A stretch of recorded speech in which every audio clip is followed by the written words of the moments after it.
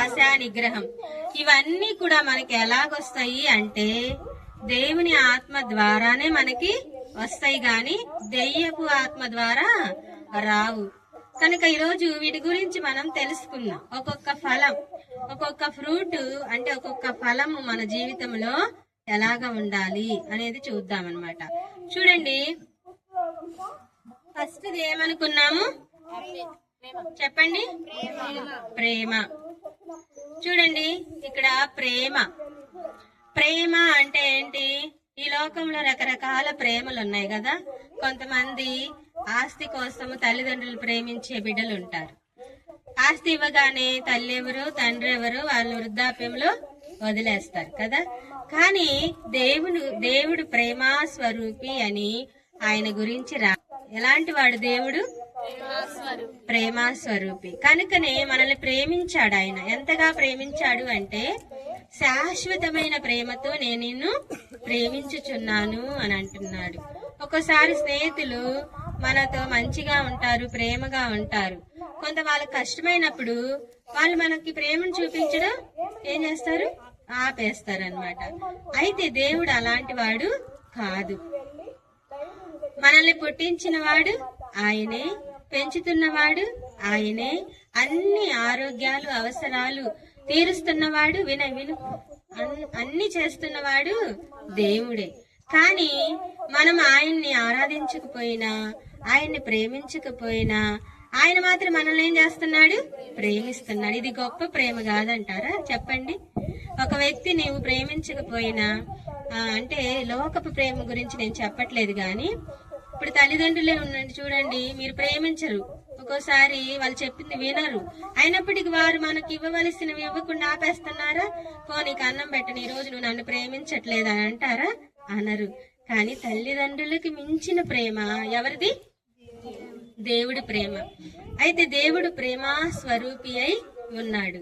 ఆ ప్రేమ వలనే మన కోసం ఈ లోకంలో జన్మించాడు. అర్థమైందా? మనము పుట్టుకతోనే పాపులమని దేవుని వాక్యం చెప్తుందన్నమాట. అట్లా పాపంలోనే బ్రతుకుతూ చెడు మాటలు, చెడు విషయాలు, చెడు చూపులు చూస్తూ జీవిస్తూ ఉన్నప్పుడు కూడా మనం చనిపోయి నరకానికి వెళ్తామని దేవుడు ఈ అమ్మాయి పాపం చేసింది గనక చంపేస్తా అని అన్నాడా? చంపడం ఆయన చిత్తమే, బ్రతికించడము జీవ మరణములు ఎవరి వశంలో ఉన్నాయి? దేవుని వశంలో ఉన్నాయి. కానీ మనల్ని చంపేయకుండా ఆయన ఏం చేస్తున్నాడంటే బ్రతికిస్తూ ఉన్నాడంటే ఎంత గొప్ప ప్రేమ కదా. ఇంత గొప్ప ప్రేమ నెల కాదందువు సోదరి సోదరుడా అని దేవుడు అంటున్నాడు.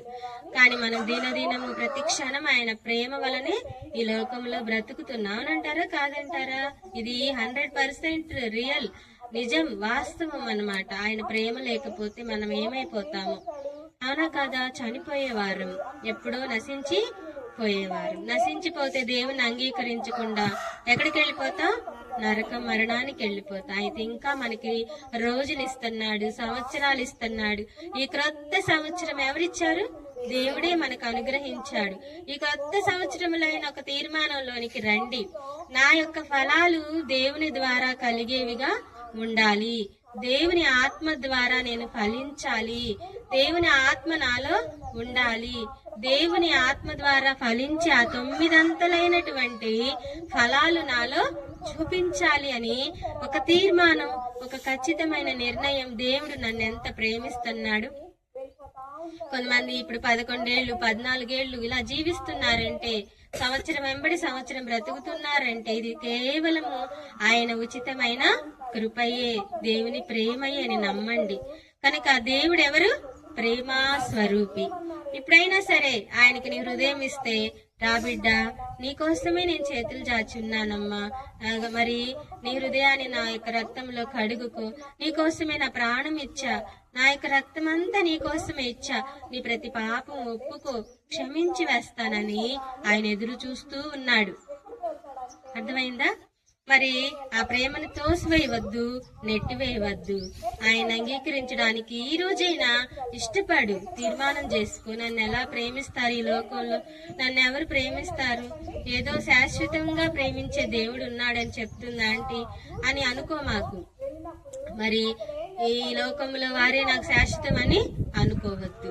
దేవుడు ఉన్నాడు, ఆయన నీ కోసమే ప్రాణం ఇచ్చాడు. ఆ ప్రేమ ద్వారా నిన్ను కాపాడుతూ ఉన్నాడు. మరి ఆ నరకం తప్పించేది కేవలం ఆయన ఒక్కడే. ఆయనే యేసుక్రీస్తు ప్రభువారు. ఆయన ప్రేమను కాదని వెళ్ళొద్దు. ఈ రోజైనా రక్షణ పొందడానికి నీ హృదయాన్ని ఆయనకి ఇవ్వు. ఆయన నీలోకి వస్తాడు. ఆయన ఆత్మ ద్వారా, పరిశుద్ధ ఆత్మ అయింది. ఏ ఆత్మ? పరిశుద్ధ ఆత్మ. నీలో సాతాను చేసే ప్రతి అసహ్యమైనదంతా తీసివేసి, తొలగించి వేసి, దేవుడు ఆత్మీయంగా ఎదిగి ఆత్మ ఫలాలు ఫలించడానికి సహాయము చేస్తాడు. ఎంతకాలం బ్రతికినా ఒకరోజు మరణిస్తే ఏముంది? నరకం ఉన్నది. దేవుని అంగీకరించకుండా మరణిస్తే ఈ పాపలోకం. అర్థమైందా? ఏమోలే చెప్తున్నారు వెళ్ళిపోతారు అనుకోకండి. ఈరోజు దేవునితో మాట్లాడుతున్నాను. నేను ప్రేమ అయ్యి ఉన్నాను, నా ప్రేమను అంగీకరించవా? నా ప్రేమను తీసుకోవా? నా ప్రేమ ద్వారా నీ హృదయం మరి నా రక్తంలో కడుగుకొనవా అని ఆయన అడుగుతున్నాడు అనమాట. అప్పుడు ఆయన ప్రేమ ద్వారా మనం రక్షించబడినప్పుడు ఇప్పుడు ఆయన ఆత్మ మనలోకి వస్తుంది కదా. అర్థమైందా? మరి ఇప్పుడు ఆ ఆత్మ ద్వారానే మనం ఈ లోకంలో ఏం కలిగి ఉంటాం? అప్పుడు దేవుడు ప్రేమ అయి ఉన్నాడు గనుక నేను కూడా ఏం కలిగి ఉంటాను? ప్రేమ కలిగి ఉంటా. ఇక్కడ చూడండి, ఈ అబ్బాయి వాళ్ళ చెల్లెలకి తన ప్రేమని పంచుతున్నాడా లేదా? పంచుతున్నాడు. మీరు కూడా అప్పుడు దేవుని ప్రేమ కలిగి మీ యొక్క ఇంట్లో గాని బయట గాని అన్ని చోట్ల ఆయన ప్రేమని పంచడానికి దేవుడు సహాయము చేస్తాడు. రెండవది ఏంటి చెప్పుకున్నాము? సంతోషం. ఇప్పుడు దేవుని ఆత్మ మనలోకి వచ్చినప్పుడు చెప్పనసఖ్యమైన సంతోషం అని భక్తుడు అంటాడు అనమాట. మరి భక్సింగ్ అంకుల్ హృదయంలో కూడా మరి యేసుప్రభుని ఎప్పుడైతే అంగీకరించాడో ఆయనలో ఉన్న పాపం అంతా పోయి ఆయనకేమొచ్చిందంట? సంతోషం పొంగింది. సంతోషం పొంగింది. ఈ లోకంలో నాకేమి ఉన్నా లేకపోయినా ఎవరున్నా నా హృదయంలో? యేసయ్య ఉన్నాడు, యేసయ్య ఆత్మ ఉన్నదని సంతోషంగా ఉంటారు. అర్థమైందా? సంతోషం. మరి ఫిలిప్పీ పత్రిక 4:4 ఏముంటది? ఆనందించుడి, మరలా చెప్పుదును ఆనందించుడి. ఒకవేళ మీరు బాధపడుతున్నారా? మార్కులు తక్కువ వచ్చినాయి అని, ఆరోగ్యం బాగాలేదని, అమ్మా నాన్న అరుస్తున్నారని, నా బతికింతేలే, నేను ఇంతేలే, అసలు నా పరిస్థితి ఏంటి, నేనేంటి ఇలా ఉన్నా, అందంగా లేనే, నల్లగున్నానే, నా డ్రెస్ ఏం బాగాలేదే, పక్కన వాళ్ళని, ఈ చిన్న చిన్న విషయాలకి మనం ఏం చేస్తాం చెప్పండి? ఏడుస్తూ ఉంటాం. కానీ యేసయ్య అంటున్నాడు, ఎందుకు ఏడుస్తావు? మార్కులు రాలేదనా? ఎందుకు ఏడుస్తావు? నువ్వు అందరికంటే బాగా మిన్నగా లేవనా? అయితే నువ్వు ప్రతి ఒక్కళ్ళు కూడా చూడండి, ఈ లోకంలో ఇప్పుడు కాకి 5 కాకి పిల్లలు ఉన్నాయి అనుకోండి. ఆ కాకి పిల్లలన్నిటినీ అది ముద్దు పెట్టుకునిద్దా? అయితే 5 పుట్టినయ్యి, దీనిలో ఇదే బాగా నల్లగుంది, నాకు ఇష్టమైంది అనిద్దా? అన్ని ఎలా ఉంటాయి? నల్లగానే ఉంటాయి కదా. కాకి పిల్ల కాకి ముద్దు, కోకిల పిల్ల కోకిలకి ముద్దు, ఎవరి పిల్లలు వాళ్ళకు ముద్దు. కానీ అట్లానే దేవునికి కూడా ప్రతి ఒక్క బిడ్డ కూడా విలువైన బిడ్డే. తల్లిదండ్రులకి చూడండి, 10 మంది ఉంటే ఆ చివరోడు అంటే నాకు అసలు ఇష్టం లేదు, వాడి ముక్కు బాగా, వాడి చెవు బాగాలేదు అంటారా? అంటారు కదా. ముక్కున్నా ఇంకా వాడినే ఎక్కువ చూస్తారు. అవునా కదా? ఇప్పుడు 5 వేళ్ళు ఉన్నాయి, ఈ చిన్న వేలు అసలు నాకు ఇష్టం లేదంటే అంటారా? ఇది మధ్యలోనే నాకు ఇష్టం పెద్దగా ఉంది అంటారా? కాదు కదా. అట్లానే సంతోషంగా ఉండాలి ఎప్పుడు. నేను యేసయ్యకి ఎవరిని? ప్రత్యేకమైన దానని. పాట కూడా ఉంది కదా, ప్రత్యేకమైన దానను నేను. యేసయ్యకు ప్రత్యేకమైన దానని అనుకోండి. అర్థమైందా? బాధ వచ్చినప్పుడు, కన్నీరు వచ్చినప్పుడు ఎవరున్నారు? యేసయ్య ఉన్నాడు. నన్ను రక్షించాడు, నా కోసం ఏం చేశాడు? ఆయన ప్రాణం అర్పించాడని నమ్మండి. కనుక సంతోషంగా ఉంటారు. ఈ రోజు నుండి అయినా చిన్న చిన్న విషయాలకి ఏదేదో ఈ లోక సంబంధమైన వాటికి ఏడుస్తారా? అస్సలు ఏడవద్దు. కనుక మనం ఆత్మ ఫలాలు ఫలించాలి. మొట్టమొదటిగా ఏం ఫలించాలి? ప్రేమతో ఉండాలి. ప్రేమిస్తున్నారా? తిట్టే వాళ్ళని, అరిసే వాళ్ళని అందరినీ మనం ప్రేమించాలి. రెండవది ఏంటి? సంతోషంతో ఉండాలి. ఒకవేళ పక్కన అమ్మాయి ఏడుస్తుంది అనుక, ఎందుకు ఏడుస్తున్నావు? వై యు ఆర్ క్రయింగ్ అని అడిగి, నా హృదయంలో ఎవరున్నారు తెలుసా? యేసయ్య ఉన్నాడు. నన్ను చూసావా ఎప్పుడు నవ్వుతుంటానేనంటే, అప్పుడు ఎందుకే చిన్న చిన్న విషయాలకి ఏడవకూడదే అని చెప్తారా? మీరు స్కూల్లో చెబుతారా? మీలో ఉంటేనే కదా పక్కన వాళ్ళకి చెప్పేది. నేనేం బాగాలేను, నువ్వు కూడా ఏడులే అంటాం మనం, అవునా కదా? కనుక అలా ఉండొద్దు. నా హృదయంలో యేసయ్య ఉన్నాడు, నేను చూడు ఎంత జాయ్గా ఉన్నాను. జాయ్, సంతోషం అంటే హ్యాపీ కదా, ఆనందం. మీరు కూడా ఆనందంగా ఉండాలనే యేసయ్య లోకంలోకి వచ్చాడు. యేసయ్యని హృదయంలో చేర్చుకోండి అని చెప్పే వారంగా ఉండాలి. ఉంటారా అలాగా? అది. మూడోది ఏంటి అంటే చూడండి, ఈ పిల్లలు ఏం చేస్తున్నారు? మనలాంటి వాళ్ళు వీళ్ళు కూడా ఏం చేస్తున్నారు? కొట్టుకుంటున్నారు. ఏం చేస్తున్నారు? సమాధానం. సమాధానంకి కర్త ఎవరు చెప్పండి? యేసు ప్రభు వారు సమాధాన కర్త. యేసు ప్రభు వారు శిలువలో ఉన్నప్పుడు ఇద్దరు దొంగలు ఉంటే ఒక దొంగ ఏమన్నాడంటే, నువ్వు దేవుడు కదా, నిన్ను రక్షించుకొని మమ్మల్ని కూడా రక్షించవచ్చు కదయ్యా అన్నాడు. దేవుడు ఏ ఫూలిష్, ఏ స్టూపిడ్ అన్నాడా? నర్మి, నువ్వంటే దొంగవి, నేను దేవుణ్ణి అన్నాడా? ఆయన అసలు ఏం మాట్లాడలా. ఎంత సమాధానం చూపించాడంటే, అయ్యో ఈ దొంగ తెలియక నన్ను అర్థం చేసుకోలేక ఇలా మాట్లాడుతున్నాడులే అని మౌనంగా ఉన్నాడు. మౌనంగా ఉంటే అప్పుడు దొంగకి ఏమైపోయింది? జ్ఞానోదయం అయిపోయింది. అప్పుడు దొంగ ఏమన్నాడంటే, ఏమన్నాడు? ఇంకొక దొంగ అన్నాడు కదా, ఆయన ఏమన్నాడు? ఏంటి నువ్వు మాట్లాడేది? ఆయన ఎవరో తెలుసా అని చెప్పేసి, మనకి ఇది తగును గాని ఆయనకి ఇది తగింది కాదు. యేసు, నీ రాజ్యంతో వచ్చేటప్పుడు నన్ను జ్ఞాపకం చేసుకుంటావా అని అడిగాడు. అప్పుడు యేసు ప్రభరే, దొంగలారా, ఇగో ఈడేమో నన్ను అన్నాడు, నువ్వే మళ్ళీ ఇలా మాట్లాడుతున్నావా? చేసిందంతా చేసి అసలు నాకు మీకు పోలిక ఎక్కడ, పోండి అన్నాడా? ఏమన్నా? ఎంత సమాధానమో చూడండి. మనకుంటది అట్లాంటి సమాధానం? నేను క్షమించలేవే, మొన్న ఏదో అన్నాలే, తప్పైపోయిందిలే, సారీలే అని వచ్చారనుకో, నీకంతే శిక్ష ఉండాలి. ఒక 1 వీక్ దాకా నాతో మాట్లాడొద్దు అంటాం మనం, అవునా కదా? వెంటనే మనం ఏమైపోవాలి చెప్పండి? సమాధాన పడాలి. పర్లేదులే. యేసయ్య కూడా ఎవరు? సమాధానానికి ఆయన కర్త. ఆయన నా దేవుడు అయ్యాడు కాబట్టి, ఆ సమాధానం నాలో ఉంది కాబట్టి నిన్ను కూడా నేనేం చేస్తున్నాను? క్షమించి వేస్తున్నానని మనం ఏం చేయాలంటే సమాధానంగా ఉండాలి. చిన్న చిన్న విషయాలకే అలగటాలు, మూతి ముడుచుకోవడాలు, నాకు ఆ డ్రెస్ కొనిపించలేదు కాబట్టి నేను ఇట్లా ఉంటాను, ఈ ఫుడ్ పెట్టలేదు కాబట్టి ఇటు తిరిగి కూర్చుంటాను అనకూడదు. ఇది అసలు దేవుడి పిల్లలకి తగినది కానే కాదు. కనుక దేవుని ఆత్మ మీలో ఉంటే మూడో ఫలం ఏంటి చెప్పండి? సమాధానం ఖచ్చితంగా మీలో ఉంటది.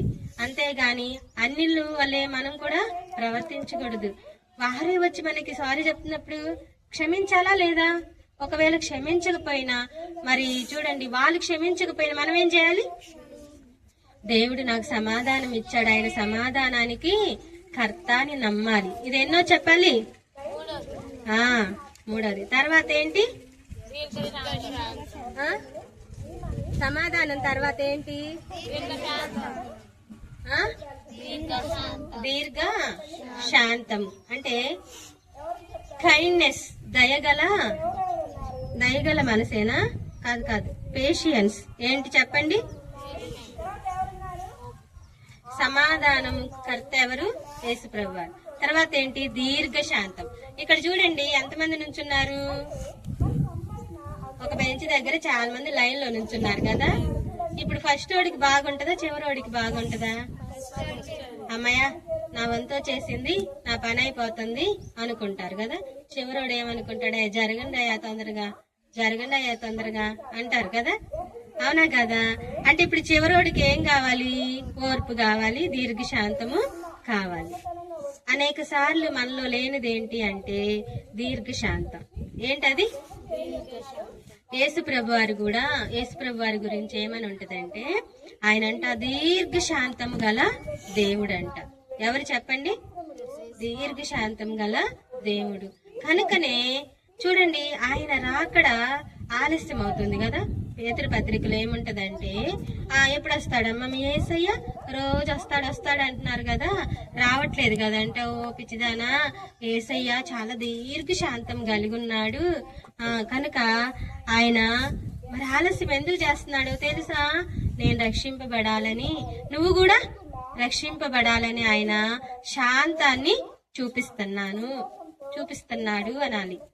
నా శాంతిని మీకు అనుగ్రహించి వెళ్ళుచున్నాను, మీ హృదయమును కలవర పడనీయకుడి, వెరవనీయకుడి అని యోహాను సువార్త 14లో ఉంటది. దేవుడు ఇవ్వకపోతే మనకు శాంతి సమాధానం ఉంటదా? ఉండదు. మీకు ఒకవేళ శాంతి లేదనుకోండి, మనసులో సమాధానం లేదనుకోండి, వెంటనే ప్రేయర్ చేసుకోండి. ప్రభువా, నీ ఓర్పు నాకు ఇయ్యయ్యా, నీ శాంతము నాకు ఇవ్వయ్యా, ఏ పరిస్థితి అయినా నేను ఓర్చుకోవడానికి నాకు సహాయము చెయ్యయ్యా. కొంతమందికి తొందరగా అయిపోవాలనిపిస్తుంది, నాకు కూడా అలానే అనిపించింది. తొందరగా అయిపోతే బాగుండు, ఈ పని ఇప్పుడు జాషువా అన్నయ్య ఉన్నాడు కదా, 4 ఏళ్ళు చదవాలా, తొందరగా అయిపోతే బాగుండు అనిపిస్తుంది కదా. మీకు కూడా 10th క్లాస్ చదవాలా, తొందరగా అయిపోతే బాగుండు, ఇంటర్ ఎగ్జామ్స్ తొందరగా వస్తే బాగుండు అంట. కానీ ప్రతిదానికి ఏముండాలి? ఓర్పు ఉండాలి. అదే దీర్ఘ శాంతం. అది ఎవరిలో ఉంది? మరి యేసయ్య 2026 సంవత్సరాల క్రితం ఈ లోకంలో జన్మించాడు కదా, వెళ్ళిపోయి మళ్ళీ వస్తా అన్నాడు కదా. మరి ఇప్పటికి ఎన్ని సంవత్సరాలైంది? ఆయన దీర్ఘ శాంతం చూడండి. 2026 సంవత్సరాల నుండి ఇంకా నా బిడ్డలు నేను భూమి మీదకి వచ్చి వాళ్ళని తీసుకొని వెళ్ళకపోతే ఇంకా కొంతమంది మారే వాళ్ళు ఉన్నారని ఆయన ఎదురు చూస్తున్నాడా లేదా? ఆయన వచ్చేసాడు అనుకో, మీరు రక్షణ పొందలేదనుకో వదిలివేయబడతారు కదా. అయితే ఆయన ఎంత ఓర్చుకుంటున్నాడు, ఇంకో సంవత్సరం అని ఆయనలో ఉన్న ఆ శాంతం చూడండి ఎంత గొప్పదో కదా. మరి మీకుంది ఆ దీర్ఘ శాంతము? మనం అసలు ఓర్చుకోలేం కదా. మన మీద మన చెల్లెలికి గాని తమ్ముడికి గాని ఒక్క కేక్ ఎక్కువ ఇచ్చినా కూడా ఓర్చుకోలేం. కేక్ అంటే చాలా ఇష్టం కదా. లేదు కొంచెం పెద్దది ఇచ్చినా ఓర్చుకో, నాకేంటి కొంచెం తగ్గింది క్రీము, నాకేంటి కొంచెం కలర్ తగ్గింది అంటాం కదా. అవునా కదా, నాకు అదే కావాలంట. దీర్ఘ శాంతము అంటే మనలో దేవుడు ఇచ్చినటువంటి ఆ శాంతి, ఆ దీర్ఘ శాంతం దేవుడి ద్వారానే కలుగుతాయి. ఇది ఎన్నో చెప్పండి అమ్మా? 4వ ఫలం. ఈ ఫలం ఉండాలంటే మనలో ఎవరు ఉండాలి? దేవుని ఆత్మ ఖచ్చితంగా ఉండాలి. ఇప్పుడు చూడండి 5వది ఏంటి చూడండి, ఇదే కదా దీర్ఘ శాంతం తర్వాత దయాళత్వం. ఇక్కడ ఒక బాబు ఏం చేస్తున్నాడు? మనలాంటి అయి ఉంటాడు కదా, ఏడుస్తున్నాడు. తర్వాత ఇంకో బాబు ఏం చేస్తున్నాడు? ఓదారుస్తున్నాడు. దయాళత్వము అంటే ఎఫెసీ 4:32లో ఉంటది. మీరు దయగలిగి ఏం చేయాలి? ఒకరి ఎడల ఒకరు దయగలిగి కరుణా హృదయాలు ఉండాలంట. కరుణా హృదయం అంటే ఏంటి? కఠినమైన మనస్సు ఉంటది కొంతమందికి. ఏ మనస్సు ఉంటది? రోడ్డు పక్కన వెళ్తా ఉంటే కుక్క ఎంపడి పడుతుంది అనుకోండి, వాడికి అట్లా ఎంపడి పడాలి అని చెప్పి వెళ్ళిపోయే వాళ్ళు కొంతమంది ఉంటారు కదా. కొంతమంది పిల్లలు పక్కన ఏడుస్తా ఉంటారు, ఎందుకు ఏడుస్తున్నావు అని కూడా అడగరు, వెళ్ళిపోతా ఉంటారు. వాడు ఎందుకు ఏడుతున్నాడు ఏడవని. ఎంత కఠినమైన మనసు అంటే, కొంతమందికి ఏదైనా ఆపద వచ్చిన హెల్ప్ చేయాలంటే ఎలా ఉంటది? సపోజ్ మీ క్లాసులోనే అనుకోండి, తీరా ఎగ్జామ్ టయానికి తెచ్చుకున్న పెన్ను పడట్లేదు అనుకో, ఏం చేస్తారు? ఇస్తారా? నాకే పెన్ను ఒకటే తెచ్చుకున్నా సరిపోవట్లేదు, 2 ఉంటాయి ఆల్రెడీ అనుకోండి, అమ్మ ఇది పడిపోతే ఇది రాసుకోవాలి, నాకు కావాలని ఉంచుకుంటాం. ఎంత కఠినంగా ఉంటారంటే నిజంగా. పెన్ను తెచ్చుకోకుండా ఏం చేస్తామమ్మా, చూసి తెచ్చుకోవద్దా అంటారు కదా. అవునా కదా? కాదులే పడిద్దని తెచ్చుకున్నాలే అంటే, ఇప్పుడు పడట్లేదుగా మరి ఏం చేస్తావో చెయ్యి అంటారు. అట్లా కాకుండా దయగలిగిన మనసుతో వాళ్ళకి మనం ఏం చేయాలి? సహాయము చేయాలి. యేసు ప్రభు వారు కూడా ఎలాంటి వారు? ఆయన దయగల దేవుడు ఆయన. కనుకనే మనం ఇంకా బ్రతికుంటున్నాం. చూడండి, కనికరము గలవారు ధన్యులు, వారి కనికరము పొందుతారు. కఠినంగా ఉండే వారికి కఠినమే వస్తుంది. నీళ్లు పోస్తే వాళ్ళ మనకేం చేస్తాడు దేవుడు? నీళ్లు పోస్తాడు. అంటే నీళ్లు పోయడం అంటే సహాయం చేస్తే మరలా దేవుడు ఏదో సమయంలో ఖచ్చితంగా మనకేం చేపిస్తాడు? సహాయం చేపిస్తాడు. కనుక ఈ మనసు ఎరిగి మనం బ్రతకాలి. కనుక ఇది ఎన్నో ఫలము? 5వది. దయగల మనసు ఉందా? కఠిన మనసు ఉందా? ఆంటీ మీరు అలానే చెప్తా ఉండండి, మేము ఇలానే ఉంటా అంటారా? దయగలిగి ఉండండి. దేవుడు ఖచ్చితంగా మీ ఎడలు ఏం చూపిస్తాడు? ఖచ్చితంగా ఒక దినాన మీకు కష్టం వచ్చిద్ది, మీకు బాధ వచ్చిద్ది కదా. ఆ టైంలో దేవుడు ఏం చేస్తాడు? మనకి తప్పకుండా సహాయము చేసే వాళ్ళని ఏర్పాటు చేస్తాడు. తర్వాత 6 తర్వాత 5వ ఫలం తర్వాత ఏంటి? మంచితనం. ఇది మాకు చెప్పొద్దా ఆంటీ అనండి. మంచితనం. యెహోవా మంచివాడు అని రాయబడి ఉంది, తెలుసా మీకు? ఇర్మీయా గ్రంథంలో ఉంటది. మంచితనం అంటే ఏంటి? మంచిగా ఉండడమేనా ఆంటీ అంటారా? మంచితనం అంటే ఎదుటి వాళ్ళు ఎలాంటి పరిస్థితుల్లో ఉన్నా యెహోవా ఉత్తముడని రుచి చూచి తెలుసుకోవాలి. ఉత్తముడు అంటే ఏంటి? మంచివాడు. మన గురించి ఎవరైనా సాక్ష్యం చెప్తారా? చెప్పండి. ఎవరైనా అక్క మీ మందిరంకి వచ్చితే అమ్మాయి హెప్సిబా, అబ్యూలా, లేత హవీలా, లేత వినయ, జ్యోతి అస్సలు మంచి వాళ్ళు కాదంటీ అన్నారు. ఏం చేశారమ్మా అంటే, ఏం చేశారు ఏందంటే, అస్సలు అక్కడ వింటమే గాని ఇక్కడికి వచ్చి మాత్రం వాళ్ళ ప్రవర్తన వేరుగా ఉంటది అని చెప్పారనుకో, అది మంచి సాక్ష్యమేనా? ఏం సాక్ష్యం చెప్పాలి? అబ్బా వాళ్ళు వస్తున్నారా అక్క మీ మందిరంకి వస్తున్నారా ఆంటీ, వాళ్ళు ఎంత మంచి వాళ్ళంటే అసలు వాళ్ళని చూస్తేనే చాలు మాకు పలకరించి బుద్ధి అయింది, వాళ్ళని చూస్తేనే చాలు మాకు స్నేహం చేయబుద్ధి అయింది అనేటట్టు ఉండాలి. మనం కదిలిస్తే మనం అరిసే వాళ్ళంగా కరిసే వాళ్ళంగా ఉన్నాం అనుకో మంచి వాళ్ళు అంటారా? అట్లా ఉండకూడదు. కనుక ఇక్కడ కొంతమంది అనేక విషయాలలో ఎంతో బాధతో నిరుత్సాహంతో సహాయం కోసం ఎదురు చూస్తూ ఉంటారు కదా. అలాంటి వారికి మనం మంచితనాన్ని చూపించాలా లేదా? చూపించాలి ఖచ్చితంగా. అబ్బా నీలాంటి మంచి అమ్మాయిని ఎక్కడ చూడలేదు అనిపించుకోవాలి. యెహోవా మంచివాడు. మనలో మంచి లక్షణం అంటే ఏంటంటే సహాయం చేసే తలంపులు ఆలోచనలు కలిగి ఉండటమే. తర్వాత చూడండి, ఇది ఎన్నోదమ్మా? ఈ ఫలం ఎన్నోది? ఈ ఫలం మీలో ఉందా? ఈ ఫలం ఉందా? మంచి ఫలం, మంచితనం అనే ఫలం. తర్వాత చూడండి, ఏంటిది? ఇది మాత్రం చెప్పొద్దా ఆంటీ అంటారా? ఏంటి? విశ్వాసము. విశ్వాసము అంటే బైబిల్లో ఏముందో తెలుసు? విశ్వాసం అంటే అసలు అర్థం చెప్పండి నాకు. ఇప్పుడు మీ నాన్నగారికి ఒక పుస్తకం తెమ్మని ఫోన్ చేసి చెప్పారు, వినుకొండలో ఉన్నాడు. ఉంటే నాన్న నేను ఒక పేరు చెప్తాను, పుస్తకం పేరు, నాకు అది కావాలి, నువ్వు వెళ్ళేటప్పుడు రాసి ఇవ్వడం మర్చిపోయాను, ఫోన్ చేసి చెప్తా నాన్న, తీసుకురా నాన్న అని చెప్పారు. అర్థమైందా? అప్పుడు మీరు ఎదురు చూస్తారా లేదా? ఖచ్చితంగా అది రేపటి కల్లా కావాలని సార్ అన్నారు, నాన్న తీసుకురా నాన్న అన్నారు. మా నాన్న తీసుకొస్తాడని 9 దాకా ఎదురు చూశారు. ఇంకా రాలా. 9:30 దాకా ఎదురు చూశారు. ఖచ్చితంగా నువ్వు పడుకున్నావు, నిద్రొచ్చింది, ఏమని ఆలోచిస్తా పడుకుంటావు? మా నాన్న ఖచ్చితంగా తీసుకొస్తాడబ్బా అని చెప్పేసి నిద్రపోతావు. అవునా కదా? అదే ఏంటి? విశ్వాసము. ఎవరి మీద? తల్లిదండ్రుల మీద కదా. మరి నిన్ను పుట్టించిన ఆయన మీద నీకు విశ్వాసం ఉండొద్దా? విశ్వాసం ఉంటే ఏం చేస్తావు? విశ్వాసము లేకుండా దేవునికి ఇష్టలై ఉండుట అసాధ్యము. నాకు దేవుడు అంటే చాలా ఇష్టము గానంటే విశ్వాసం మాత్రం లేదు అంటే దేవుడు అంటాడు నువ్వు కూడా నాకు ఇష్టం లేదమ్మా అంటాడు.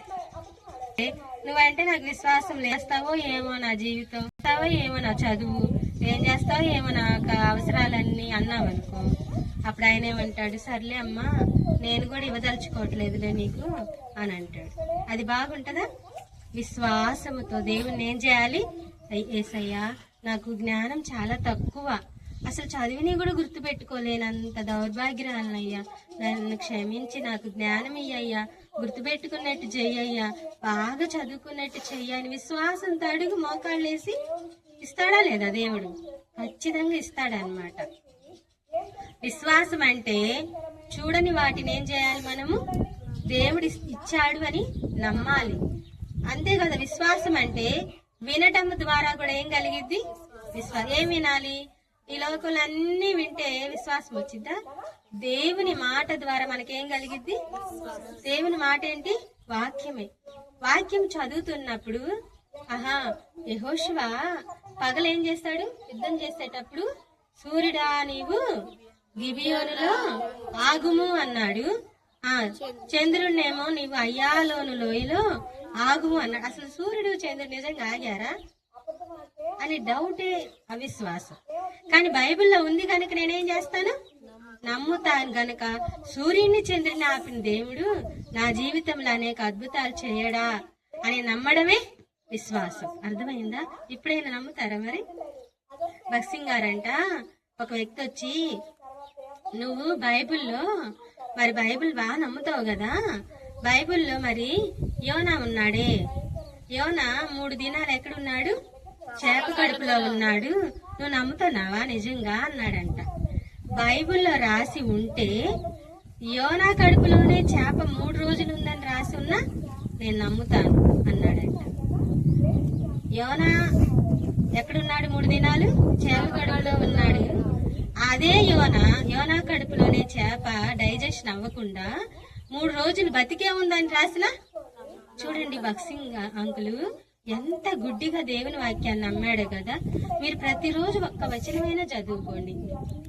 ప్రవ్వా ఈ మాట ద్వారా ఆ రోజంతా మీరు జ్ఞాపకం చేసుకోండి. అబ్రహాం లింకన్ ఉన్నాడు కదా, ఆయనకి వాళ్ళ అమ్మంట ఒక మాట చెప్పిందంట, నీ కార్యం యెహోవాకి అప్పగింపుము అని వాక్యము, ఆయన నీ కార్యాన్ని నెరవేరుస్తాడని చెప్పిందంట. ఆయన అంటే రోజు చర్చికి పోయి అదే మాట ప్రార్థన చేసేవాడంట. మరి కొన్నిసార్లు ఓడిపోయినా ఖచ్చితంగా ఆయనకు అప్పగించినప్పుడు ఆయన కార్యం నెరవేర్చాడు లేదా? ఏమయ్యాడు? అమెరికాకి ఆయన ప్రెసిడెంట్ అయ్యాడు. మరి అలాంటి గొప్ప గొప్ప దేవుడు చేసినప్పుడు విశ్వాసం ఉంటే నీ జీవితంలో చేయడానుకుంటున్నావా? చూడండి, మీ చదువు, మీ భవిష్యత్తు, మీ వివాహాలు ఏదైనా సరే ఎవరికి అప్పగించాలి? నువ్వు ఉన్నావు దేవుడా, చేస్తావు దేవుడా అని ఆయనకి అప్పగించుకోవాలి. అర్థమైందా? ఇది ఎన్నో చెప్పండి అమ్మా. విశ్వాసం లేకుండా దేవునికి ఇష్టలయ్యుండుట అసాధ్యము. ఇది 7వదా? ఇదేది 8వ. సాత్వికం. సాత్వికం అంటే ఏంటి? సాత్వికులు ధన్యులు, వారు భూలోకాన్ని స్వతంత్రించుకుందరు. కొంతమంది తిడతా ఉన్నారనుకోండి, తలకాయ ఉంచుకొని వెళ్ళిపోతుంటే ఏమంటారు? చేతగాని వాళ్ళు, మాటలు రాని వాళ్ళు, తిట్టడం చేతగాని వాళ్ళు అంటారు. కానీ సాత్వికం అంటే ఏంటో తెలుసా? యేసుప్రభు వారి గురించి ఆయన గొప్ప సాత్వికుడు అన్నమాట. నీ సాత్వికం నన్ను గొప్ప చేసింది అని రాయబడింది కీర్తనలో. యేసుప్రభు వారే సిలువలో మరి సాత్వికం చూపించకపోతే మనకు రక్షణ వచ్చేదా? తిరగబడితే రక్షణ వచ్చేదా? అందుకని యేసుప్రభు వారు చేతగాని వాడా? మనల్ని కూడా ఎవరెన్ని అనుకున్నా మనం ఏం చేయాలి చెప్పండి? మన సాత్వికాన్ని మనం చూపించాల్సింది. నువ్వు కాని మాటలు ఎన్నైనా నువ్వు నాలో అవి లేవు గాని దేవుడే చూసుకుంటాడని వెళ్ళిపోవాలి. అర్థమైందా? వాళ్ళు భూలోకాన్ని ఏం చేస్తారు? స్వతంత్రించుకుంటారు. కనుక సాత్వికం అంటే ఏంటి? ఎదురు తిట్టడం కాదు, ఎదురు మాట్లాడడం కాదు, దేవుణ్ణి బట్టి మనం తగ్గించుకొని వెళ్ళిపోతూ ఉండాలి. ఇది ఎన్నోదమ్మా? సాత్వికం. ఇక చివరిది చూడండి, ఏంటమ్మా? ఆశ నిగ్రహం అంటే సెల్ఫ్ కంట్రోల్. ఏంటమ్మా? Self control. చూడండి, ఆశా నిగ్రహము అంటే మన యొక్క తల మొదలు అరికాలు వరకు కూడా మన శరీరాన్ని మన స్వాధీనంలో మనము ఉంచుకోవటం. అర్థమైందా? సాత్వికం అంటే మన శరీరాన్ని మనలో ఏం చేసుకోవడం?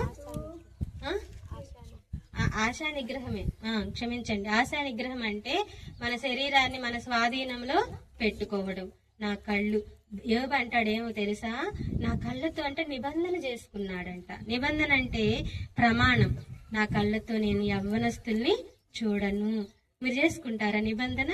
మనమైతే అబ్బాయి బాగున్నాడే, అమ్మాయి బాగుంది అనుకుంటా, అమ్మాయి డ్రెస్ బాగుంది. కానీ కళ్ళతో నిబంధన, చెవులతో నిబంధన, నోటితో నిబంధన, సర్వం మన అవయవాలకి మనం ఏం చేసుకోవాలి? కంట్రోల్ కంట్రోల్ కంట్రోల్ అని ఏం చేయాలి? సెల్ఫ్ కంట్రోలే ఆశ నిగ్రహం. ఉందా ఈ విషయం? షాపుకి పోతే చాలు, ఒకటి కొనటానికి పోయి ఎన్ని కొనుక్కొస్తాం? 4-5 కొనుక్కొస్తాం కదా. కనుక సెల్ఫ్ కంట్రోల్ మనలో ఉండాలంటే ఎవరు సహాయం చేస్తారు? దేవుడే. ఇవన్నీ ఏంటి? ఆత్మ ఫలాలు. ఇప్పటి నుంచైనా గుర్తు పెట్టుకోండి. ఇవి గాని లేకపోతే మనలో ఏమున్నట్టు? దేవుని ఆత్మ లేనట్టు. వీటిల్లో కొన్ని ఉన్నా సరే మిగతా కొన్ని వాటి కోసం ఏం చేయాలి? దేవుణ్ణి అడగాలి. ఒక్కటి ఉన్నా సరే మిగతా 8 కోసం అడగాలి. 2 ఉంటే మిగతా 7 కోసం అడగాలి. నీలో ఉందా ఈ సాత్వికం? నీలో ఉందా ఈ ఆశా నిగ్రహం? నీలో ఉందా ప్రేమ? ఒక్కసారి ప్రభుని అడగండి. అర్థమైందా? మిమ్మల్ని మీరు పరీక్ష చేసుకోండి. అర్థమైందా? కనుక ఇవన్నీ ఉంటేనే దేవుని ఆత్మ మనలో ఉందని గుర్తు. అప్పుడు మీరు ఆత్మ ద్వారా ఫలాలు ఫలించేవారు అని అర్థం. అర్థమైంది? చూడండి ఇటు. ఇవన్నీ ఎలా వస్తాయి? ప్రార్థన ద్వారా, వాక్యము చదవడం ద్వారా వస్తాయి. ఊరికి నేను ఇచ్చే ప్రభా అంటే కాదు గాని, నా వాక్యం చదువు బిడ్డ, నీకు కావలసిన 9 ఫలాలు వస్తాయి అంటాడు. మరి కనుక వీటి ద్వారా మనకు ఉపయోగం ఏంటి? లోకములో దేవుణ్ణి మనం చూపిస్తాం. మోకరించండి. మరి ఈ ఫలాలు ఉన్నాయా లేవా? కంఠస్థ వాక్యం మరి గలతీ పత్రిక 5:22 నుంచి 23 వరకు మోకరించండి.